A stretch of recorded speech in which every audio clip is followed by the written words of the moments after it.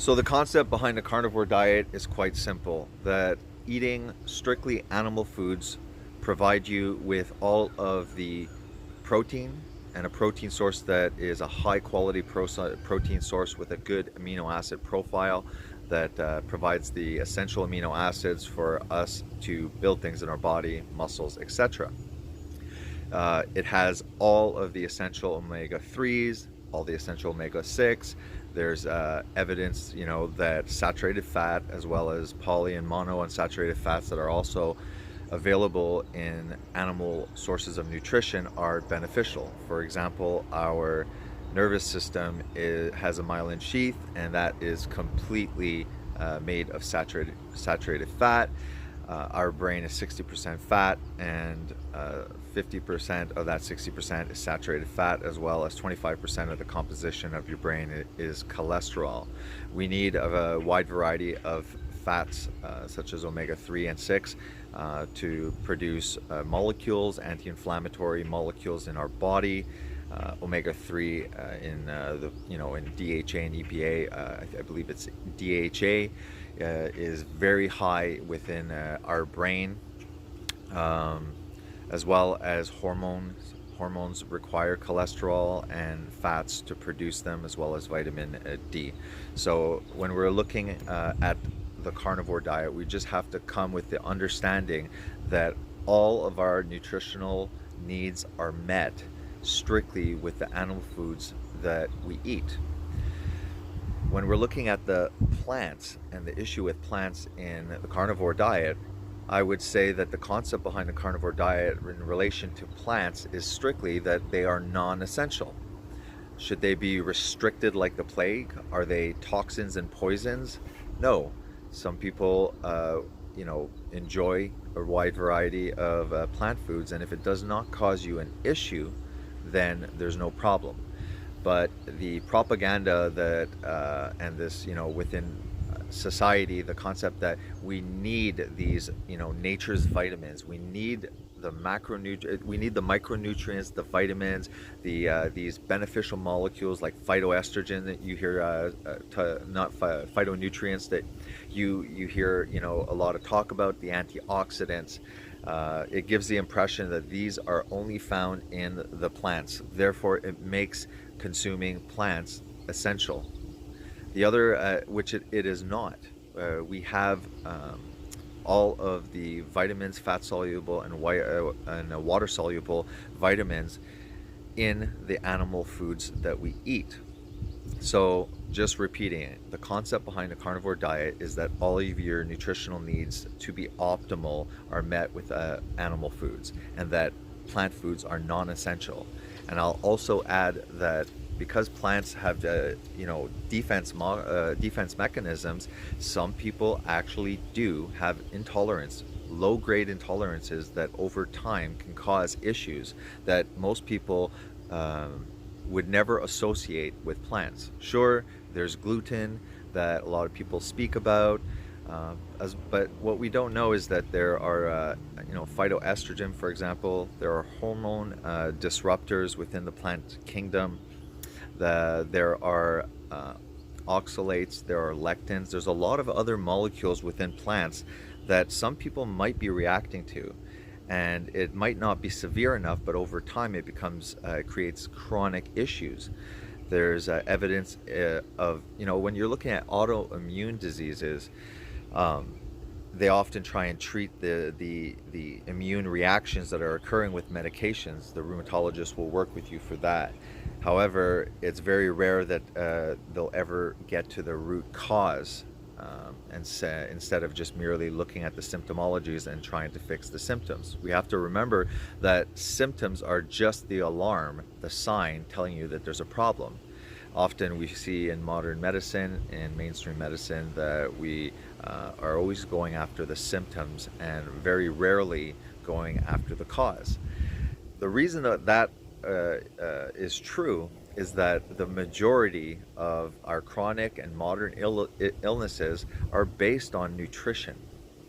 It's not just about the processed foods. It's about our overconsumption of seed oils that only became possible in the early 1900s with refinement processes. We had never consumed these seed oils that are hydrogenated into margarines.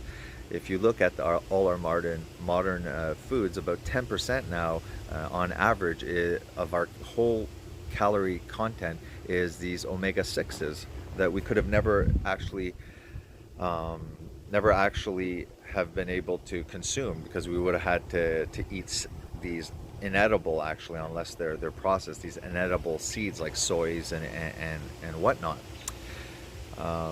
So often the carnivore diet can be used as an elimination diet initially, where you eat animal foods, you avoid all plant foods for an extended period of time, a couple of months, whatever you like, and see if these symptoms improve. And if they do, then you can start, fine-tuning and finding out what possible plant products have you been consuming that are causing a chronic reaction from your immune system, which can lead to autoimmune diseases. Now I'm saying that the plants are non-essential. I'm not being extreme about it and saying that you should avoid it like the plague, but you shouldn't be misinformed about, about the benefits of plants, the phytoestrogens, the antioxidants, for example. These things are not essential, and there's no good evidence to say that the antioxidants that you are consuming through plants, vegetables, fruits, for example, are even bioavailable, that the body has an ability to even use them. There's good evidence that a lot of the phytoestrogens, a lot of the antioxidants that they keep on talking about in the plant kingdom might be deactivated by your body before and have pretty much zero benefit to you. Antioxidants also, there are some in animal foods, but the important thing to understand is that your body has antioxidant pathways. So it's normal to create oxidative stress, as they call it. Our body, part of the energy pathway, uses oxygen to run our body, the energy. There's always byproducts when you have these processes called radical oxygen species, and these can be harmful to our body if they're not neutralized. The glutathione pathway within our body is a natural ability of our body to neutralize oxidation and the oxidative stress and the ill effects that could occur. So even if there are antioxidants in plants, they're truly not necessary, because our body has an ability to cope with oxidative stress. So again, why would you be going after these materials unless you just enjoy the taste and the variety? But many people are going after these products because they're being told that in a way they are essential to their health, that they have benefits. Alcohol can have some benefits, however, they have a lot of harm. So when we're looking at a plant molecule with defense mechanisms, with basically molecular warfare, we have things like lectins, oxalates. You always hear about gluten, but there's many other hormone disruptors, phytoestrogens, that play with our natural endogenous estrogen. So you have to question, well, why should I add a lot of those things that first my body has anyways? There's little evidence that it's bioavailable, and there might be issues. So this is what you'll hear in a carnivore community. Now, when we're looking at the micronutrient contents, let's look at vitamin D3, for example. Vitamin D3 is found only in two sources: animal foods as well as the sun. Now, if you're going on a complete vegan diet or plant-based diet, you will be receiving vitamin D2, but it's not necessarily converted into D3 very easily. There's a wide variety possibly between individuals and their ability to convert vitamin D3. So if you're going strictly in a plant-based diet, you're very limited, especially geographically, to where you can get D3 from the sun. The sun is limited in many regions to a very small time during the whole year where vitamin D3 is available. And you also have to be consuming a good amount of cholesterol to use the sun to convert into D3.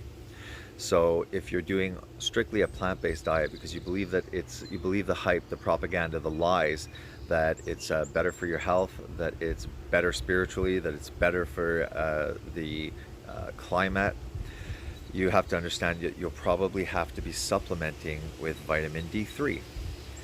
There's no vitamin D3 in the plant kingdom. When you're looking at vitamin K, there's no vitamin K2 in the plant kingdom. It's vitamin K1. The only source of vitamin K2 in the plant kingdom is natto or natto. It's a fermented soya bean, and the vitamin K2 doesn't actually come from the soya bean itself. It comes from the bacterial culture that produces it during the fermentation process. Vitamin K2 can be obtained through animal sources of nutrition, chicken breast, and especially many others. I won't go into it, but the important, what I'm trying to say is that we're lacking D3 in the plant kingdom. We're lacking K2 in the plant kingdom, where we have a vitamin A in the form of beta carotene in the plant kingdom. However, vitamin A in the retinol form that the body actually needs is found only, again, in animal foods. The conversion or bioavailability, the ability of using beta carotene to turn it into retinol and be used is very poor in the plant kingdom. Again, in the general public, a wide variety of individuals have different capabilities of using beta carotene. So we have 3 micronutrients already that we can see could be an issue. If we are consuming omega-3 in a DHA form, an EPA form, it's found only in animal foods. The omega-3s found in the plant kingdom is ALA, and ALA is converted very poorly, well under 10%. There's in my older videos, I popped it up many times. I believe EPA is 6% and DHA is 3.8. I might be mixing them up, they might be switched, but let's say they're well under 5%. And that's if your ALA, your plant, is consumed with saturated fat. So you also risk a severe omega-3 deficiency. The only polyunsaturated the omega fats that are really available in a plant-based or a vegan diet is omega-6. Now, omega-6 is essential, and you can have up to 4 times more omega-6 in your diet than omega-3. However, if you're only consuming plant products, if you think margarine is good, if you're using all these seed oils because they're called vegetable oils, and how could that be bad? You're starting to really raise your omega-6 ratio. Omega-6 and omega-3 also compete, so if your ratio's out of whack, even the omega-3 in this non-bioavailable ALA form, the plant omega-3, you're further inhibiting the ability of your body to actually use it, because the omega-6 is starting to inhibit, because there's just too much and it's bombarding the doorway for omega-3 to enter. I told you that the omega-3 is highly concentrated in your brain, and that's why we see in the highly plant-based diets, in the vegan diets, that there's a lot of anxiety, depression, mental illness, behavior, aggressivity is related also to people with low cholesterol. Again, it just makes sense because our brain is 25% cholesterol. When we are lacking fats, when we are lacking cholesterol, when we are lacking the omega-3s, it will have cognitive and behavioral and emotional effects on individuals. It's not only about losing weight and avoiding heart attacks. I admit that a vegan diet lowers, you can lose weight but eventually that weight will go beyond losing fat and you'll lose muscle mass. You will not have a good lean muscle mass uh, body composition. It doesn't cause heart disease. It's not known to have a high prevalence and possibly can, take, the chances of heart disease, but it does not decrease the chances of cancer. It causes, you know, more cognitive effects, especially in older people, dementia, Alzheimer's, depressions. So when you're looking at the all-cause mortality, vegans do not live longer than um, meat eaters. They do live longer when they're compared in studies between the typical person that really just eats a Western diet. But anybody who cleans up their diet will have a better outcome, will probably live a little longer than the typical doughboy. So let's look at some of the other nutrients that are lacking in in plant foods. There's carnitine, there's taurine, there's some that don't exist at all in the plant kingdom that you are getting in animal foods. There's omega-3, and you often hear about the fish, the fatty fishes, salmon, etc., that have high omega-3s. And they do have an inverse ratio of a lot of omega-3s compared to 6. However, there's omega-3 that's available in a bioavailable form within all meats. Steak has a 1 to 4 ratio, I believe. Poultry, what is it? I think pork has, a 16 to 1. But if you're consuming even somebody who doesn't like fish, for example, if they're going after eggs, they're going to get a lot of omega-3 from that. So the plant-based diet forces you, even though they're trying to say that this is optimal, that it's natural. However, it is dependent on supplementation. Sometimes we only hear about the vitamin B3 supplements that, again, are not existent in plant foods. So we hear about B3, but we don't know about the carotene and its poor conversion. We don't know about the lack of D3, that you're only getting D2. We don't hear about the K2 that is not available, it's only K1. We don't hear about the omega-3 issues. We never hear vegans talk about the importance of balancing out your omega-6 to 3 ratio, really bringing down the omega-6 and upping your omega-3. You don't have to worry about your omega-6 to 3 essential fat ratios if you're consuming only animal foods, because they all have a ratio within them that you can easily get all the omega-3s, and that you don't have to worry about making them on balance. But the minute that you're adding these refined, processed, relatively new, only the last 100 years have we been consuming it. When you start with the seed oils, when you start with the margarines, you are consuming an excessive amount of omega-6, which will cause a pro-inflammatory condition in your body. When we hear about saturated fat and cholesterol, we have to understand that these are epidemiological studies, these are food surveys, these are associations and can't prove causations. So nutritional science is only based on observation. There's a very small amount of random controlled studies. It's very hard to follow people for 2 decades to monitor their nutrients, to look at the other things that they might be doing. Are they sedentary? Are they doing coke? Are they smoking? The meat eating studies that compare meat eaters compared to non-meat eaters don't differentiate from the carnivore community, for example, that are extremely healthy, and the person who eats pizza pockets as well as meat eaters.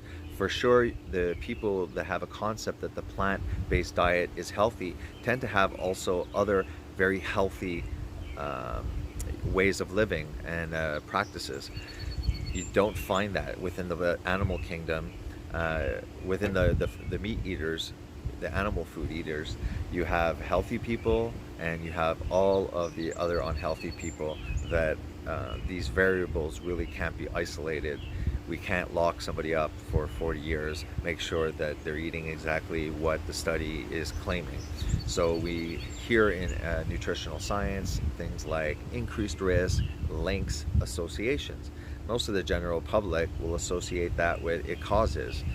The risk, for example, of smoking cigarettes will increase, let's say, 20,000% the risk of lung cancer or heart attack. The epidemiological studies that try and manipulate the opinions and the perceptions of the public by posting these things, we might have something like some irrelevant number like 12% risk increased. That is ridiculously, it's not it's stupid, and it's basically stupid. They also don't do studies of, hey, is avoiding these foods, is avoiding meat all your life, does that decrease your risk of cancers? So nutritional science is very manipulative. It's looking at statistics. It's doing computer generated algorithms to look for associations, just like firemen are associated with fires. That is true. Policemen are associated with crime. However, are they causing them? No, they're not. Cholesterol, dietary cholesterol does not affect your LDL. LDL is actually not cholesterol. LDL is a cholesterol and nutrient transporter. The issue isn't about the amount of LDL that a person has, it's the environment within their blood. Is it damaging the LDL? The membranes, the vessels in our body are not killing us, right? However, if we're creating a diet that is highly inflammatory through high carbohydrates, your body having to deal with all that glucose, having to secrete very large levels of insulin, eating a high omega-6 and refined seed oil diet that causes a lot of oxidative stress. When you're doing these unnatural things, now your body and its ability to neutralize oxidation will be hindered, because we're not eating something that is natural. So I'm going to cut it off, not go too long into it, but if you're going to start, for example, first of all, a ketogenic diet, make it very simple. Eat animal foods, and if you want, knowing that it's not essential, you can add vegetables as a side dish. You can eat, so it's not hard. Now, with the amount of fat, if you look at the fat content in the ketogenic diet that's very high, understand that if you're starting the ketogenic diet and you are very fat, or you're doing it to lose weight, understand that you don't necessarily have to even switch up the amount of fat that you're eating when you go ketogenic. What you can do is just eliminate or severely restrict the carbohydrate sources, continue with the animal nutrition, and if you want, use plant. If you are still hungry, then yes, increase your fat content by adding maybe a little bit more butter, or going after a little bit more of a fatty cut of meat. But you don't have to overconsume fats when you start a ketogenic diet, because you just want to restrict the carbohydrates, transition into the ability to adapt to use fatty acids and ketones as fuel. Your body will go through its 2-week adaptation program, start becoming more efficient at using fat for fuel. Now, you continue eating this carb-restricted diet that's high in animal foods, and optionally having side dishes of vegetables. And now you're going to start tapping in quicker into your fat stores. It's going to be using that as a source of energy, because you're not using the non-essential carbohydrates. When you finally lean out in a ketogenic diet, then if you're still restricting the carbohydrates, then you'll notice that your hunger will increase, and if you don't start eating more fat, you will start looking skinny. You'll really be losing too much weight. The carnivore diet is simply a ketogenic diet where you're completely eliminating the animal foods. And instead of having a steak with Brussels sprouts and some butter, you're having steak or two with butter. You don't need to buy supplementation with a ketogenic diets. Sometimes MCT oil, which is medium chain triglycerides, some some vitamin or electrolyte supplementation may help, because MCT oil, tablespoon 3 times a day during your adaptive period when your body's learning how to use fat. MCT oil produces ketones very, very fast, very readily. So it might be beneficial. But don't fall into starting this ketogenic diet or carnivore diet and thinking that you need all these fancy supplements. It's extremely simple. Eat animal foods if you're carnivore, and that's it.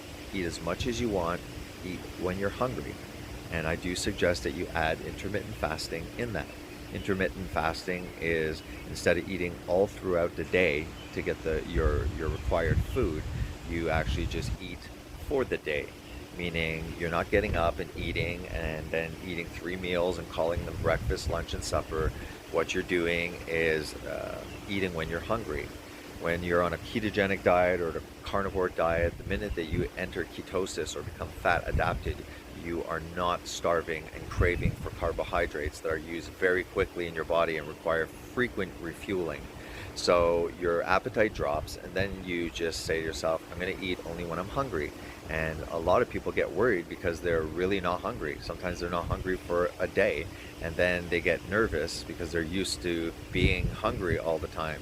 So intermittent fasting will really turbocharge also your health. It's not only for weight loss, its ability to have cellular cleaning, to create very low insulin levels, that will help reverse any metabolic disorders or derangements that you have, any insulin resistance that you have. Fat, these fat round bellies often indicate metabolic derangements. So a ketogenic diet and adding intermittent fasting, creating this low insulin environment, not having to deal with all that glucose, will really benefit you, not only for weight loss as well, but for metabolic issues. The autophagy mechanism that is activated a little bit every time you do intermittent fasting is a way of recycling your proteins. It's a way of stressing a little bit your body so that there's a better cell turnover. Those cells that are programmed to die soon might be stressed a little bit more and knock off a little bit earlier, and then the stem cells, due to the large amount of apoptosis that occurs, this end-of-life cellular death, can stimulate a regenerative effect and delay the onset of aging, because you have a nice turnover of newer cells at a faster rate. You have this also will eat problematic cells. Sorry, the thing popped off. Yeah, I was talking about intermittent fasting, the ability to have a regenerative effect and a delayed slowing of aging, and a decreased, in my opinion, chance of cancer, because your body is not in an anabolic fed state. It is in a on-fed state where it's time to clean house, basically, just put simply. So that's what I'll leave you guys with: the carnivore diet, animal foods. The concept behind it is that you have everything that is essential in a bioavailable form, with no possible anti-nutrients and defense mechanisms found in the plant kingdom. If a carnivore diet begins adding plants, fruits, and vegetables, it basically becomes a ketogenic diet. If you're doing a ketogenic diet and you are fat and you have a lot of weight to lose, don't go adding all of these excessive fats. Just eliminate the carb, restrict the carbs, go with your animal-based nutrition, eat the plants that are optional, and then you will tap into your fats, your fat storage. If you switch into a ketogenic diet and you have a lot of fat to lose on your body, and you're supplying every day a lot of the fats nutritionally, you will be in ketosis. However, your body is being met with all the nutritional fat, and you'll really slow down the amount of weight loss that you're going to get. Only when you really start leaning out, or if your body is telling you that you're hungry, should you start slowly adding additional fats from butter or fattier cuts of meat. But just avoid those seed oils on a ketogenic diet. They are heavily processed and refined, and they are too high in omega-6, and because they're polyunsaturated, they're very brittle, and they can cause issues with um, cause issues with inflammation and oxidation.